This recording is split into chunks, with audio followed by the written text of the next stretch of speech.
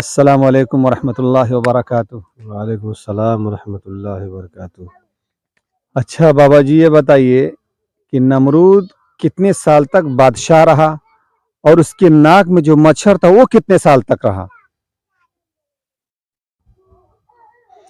نمرود کی حکومت تقریباً 400 سال تھی۔ وہ 400 سال حکومت کرتا رہا اور مچھر بھی تقریباً 400 سال تک اس کے ناک کے نتھرے کے اندر پڑا رہا۔ اللہ تعالیٰ نے بہترین انتظام کیا، اس ظالم کا علاج کروایا کس سے؟ اس کے نوکروں سے۔ اس کے ران پہ مچھر آ کر بیٹھ گیا اور کہنے لگا، اچھا اللہ کی قدرت بھی عجیب ہے، وہ مچھر لنگڑا بھی تھا، اس کا ایک ہاتھ بھی نہیں تھا، ایک پیر بھی نہیں تھا اور ایک آنکھ بھی نہیں تھی اس کی، جیسے کانا کہتے ہیں نا، کانا بھی تھا مچھر۔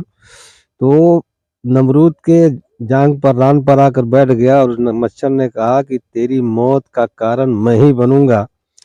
تو اس نے کہا، اب اس کو غصہ آیا کہ میں بادشاہ اور مچھر بالکل ادنا سی مخلوق، غصے میں آ کر کے جب اس کو مارنے کے لیے ہاتھ بڑھایا کہ میں مار دوں مر جائے گا، تو مچھر اڑا اور اڑ کر کے اس کے ناک کے اندر گھس گیا اور جا کر کے دماغ پہ بیٹھ گیا۔ اللہ نے اس کی روزی کا انتظام کیا، اس کا مغز، اس کا دماغ، کس کا؟ نمرود کا دماغ اس کے کھانے کا انتظام کر دیا۔ وہ کھانے لگا، جب کھاتا تھا تو اس کے سر میں درد ہوتا تھا، بے چین ہوتا تھا، تو نوکر کو بلا کر کے سر پہ جوتے پٹواتا تھا، جوتے سے مارو۔ جب جوتا سر پہ پڑتا تھا تو تھوڑا سا مچھر خاموش ہو جاتا تھا، اس کو سکون ملتا تھا۔